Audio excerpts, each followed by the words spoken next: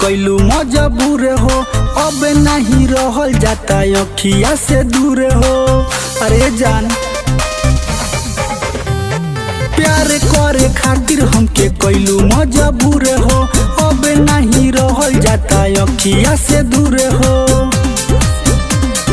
तू ही अब बताओ हमें कैसे के रही, यहाँ सतावे लोगे हरदम।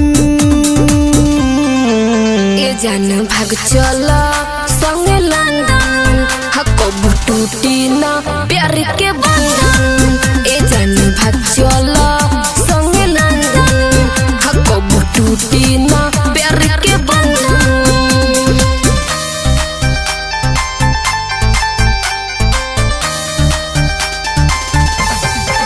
ए जान भाग चला संगे लंदन,